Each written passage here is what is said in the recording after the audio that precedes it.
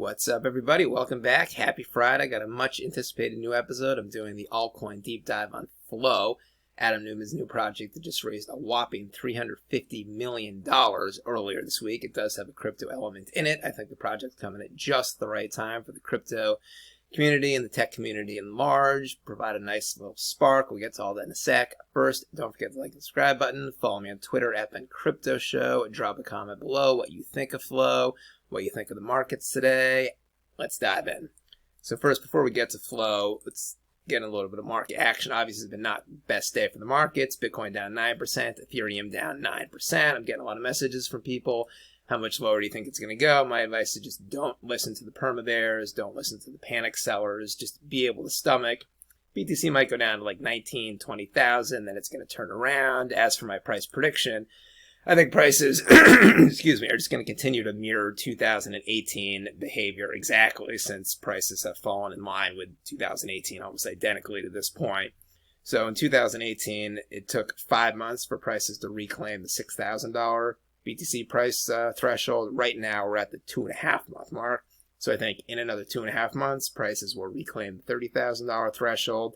And then in only another month, I think prices are going to start trending up from the low 20s here. So again, don't let people convince you to panic sell, and just be able to stomach maybe one more slight downturn, then it'll start ticking up. Let's get into Flow. So I assume you've seen all the headlines this week. Adam Neumann raised $350 million, largest check ever cut by Andreessen Horowitz. You know, let's dive in here. So first, if you're not from the U.S., you might not know who Adam Neumann is. So who is he? We founded WeWork about 10, 12 years ago. He grew it. That invented the whole shared office concept. He grew it from a $0 revenue to a multi-billion-dollar revenue company. In 10 years, he grew it from $0 valuation to a $47 billion valuation, but then it came crashing down hard in 2019 because the $47 billion valuation was just not supported by revenues and profits. And the company eventually did go public, but the IPO was delayed, and prices opened at a much lower valuation than the $47 billion valuation that it started as. And then in 2019, you might remember seeing all these headlines. It turned from, WeWork Wonder Boy, Adam Neumann, fastest billionaire in history or equivalent to that, to WeWork and the charismatic implosion that led to epic failure, the delusional culty giant behind WeWork's $47 million implosion. I was the senior exec at WeWork before it imploded. Here's one behavior that could have saved the company. WeWork, its valuation plummeting, will postpone its CEO. So basically, in a nutshell, to describe Adam Neumann, as opposed to somebody like Dan Bilzerian, who I covered earlier this week, when Dan Bilzerian's executives told him to sort of rein in the spending, he said, no, I will not. I will be throwing house parties here. I will have hot girls. And just because you told me to rein in your spending, you're fired, which is exactly what happened to Ignite Company executives in 2020. Now, Adam Neumann's personality was a little different. It wasn't that bad. His personality was more of just, you couldn't really talk to the guy back in the day. If you tried to tell him to rein in the spending, we're growing too fast, he would react like, no, don't worry about it, we're all good, stop worrying. That kind of behavior is okay for a while. It's okay for private companies, but as Do Kwon learned with Terra, the market has this tendency to just sort of shake out that kind of behavior. And the $47 billion valuation was just not supported by any fundamentals. It was not supported by revenues or net profits, and that is why the IPO was postponed, crashed, and eventually opened at a much lower valuation. And that was controversial, not just because the investment bankers lost money and the WeWork executives, but the lower tier WeWork employees who had saved up a lot of money to invest in the IPO, basically based on Adam Neumann's promises that the prices are just going to keep going up, just invest a lot now, we're just going to grow and grow and grow. That didn't turn out to be accurate, so a lot of the lower tier employees in the 20s lost money, so that was the controversy. No laws were broken or anything, but Adam Neumann's reputation did take a hit. But he's back. These are the headlines earlier this week. You probably saw WeWork founder bounces back with $1 billion property project Flow. Neumann raises $350 million. Andreessen Horowitz, they're pretty much the top VC in Silicon Valley and the most successful crypto VC too. This was their largest single individual check ever written to any company in history. That's a big deal right there. Big deal. Of course, this, in this day and age, this came with some controversy. As Adam Neumann raises $350 million, female founders cry foul. Slap in the face to female founders and founders of color. I mean, I really don't know what one thing has to do with the other at all in this day and age. People will just complain about anything, but thankfully those controversies lasted for about a day or two. People have forgotten about them, and now it's just all business. So here's the question. What is flow? Let me just grab a drink of water here. Excuse me. So yeah, what is flow? Here's all you need to know about Adam Neumann's flush with cash real estate startup. So basically what it is Adam Neumann purchased over 3,000 apartment buildings in Atlanta, Fort Lauderdale, Miami, Nashville over the last couple of years. And then it appears what he's doing is he's installing sort of a WeWork concept in the bottom floor of the building. So it's going to be a big, giant open office with couches, ping pong tables, pool tables, conference rooms, private offices, I'd imagine. I would imagine it will be free for tenants who live in the building to just go down and hang out and do their work in the WeWork office, but there will probably be an add-on revenue model for private offices down on the bottom floor, which you can rent for $500, $1,000, $1,500, I am guessing. So it appears that he's kind of playing on two distinct sort of trends in the market. Number one, that post-pandemic life, a lot of people are working from home, and instead of just working from home in your room all day, why don't you just go down to the bottom floor in a WeWork sort of styled open air office and work from there?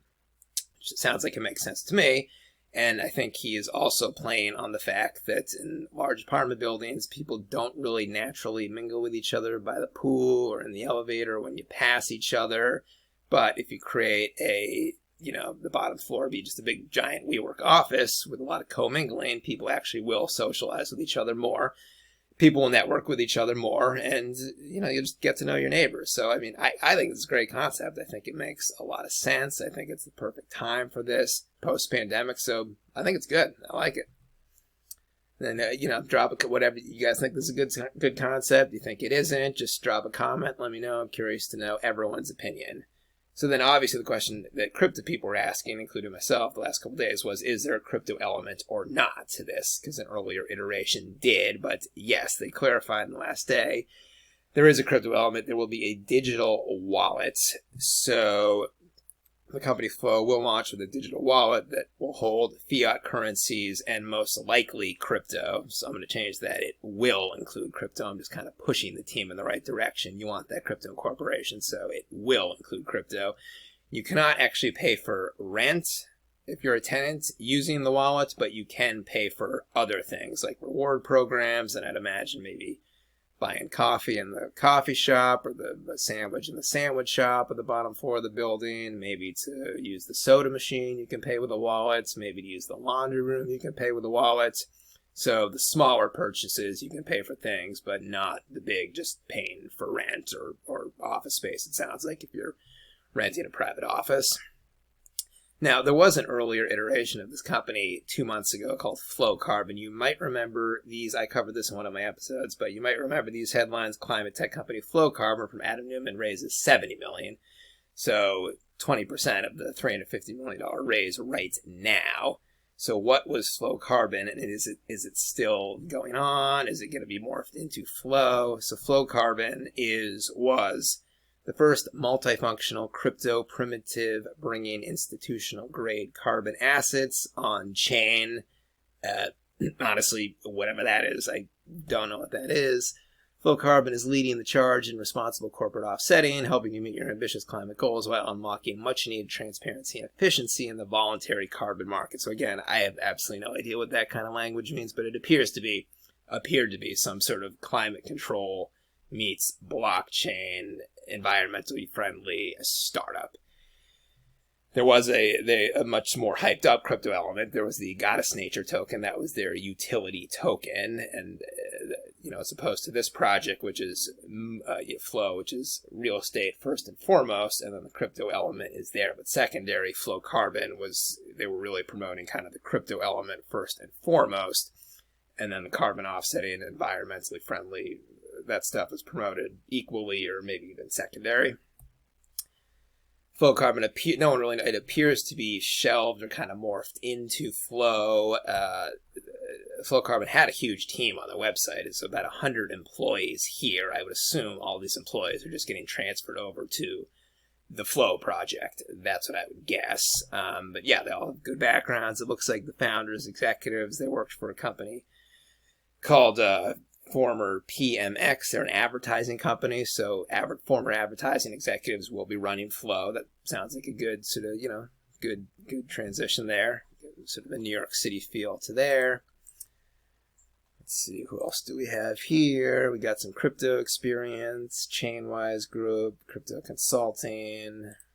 What else do we have? Community manager, used to work at pharmaceutical industry, moving industry, has experience building communities. So, he's got a lot of community management experience, not so much in the crypto industry, but at least he knows how to grow online communities. This person, investment banking experience, Houlihan Lokey. So it seems like just kind of a wide, diverse team with sort of a New York City feel to them. It's probably a lot of people that I imagine have worked for Adam Neumann before.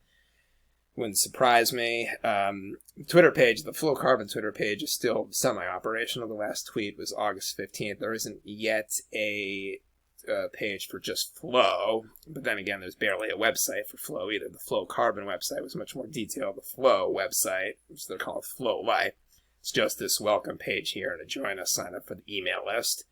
So, it appears that the launch earlier this week is mainly just kind of a press release tour. Obviously, advertising executives, they have connections with all the big press magazines, CNBC, Bloomberg, Fortune, Entrepreneur. So it sounds like this week was just their big, wide sort of PR launch, you could say.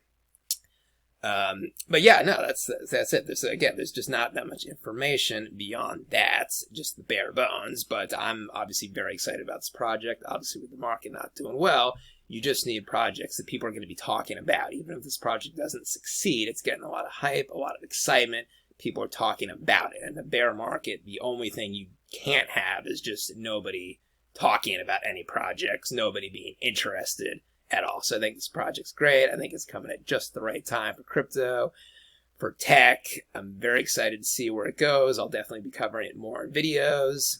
That's it for today. No videos this weekend. I'll be back with a video on Monday. Until then, this is Ben, signing out.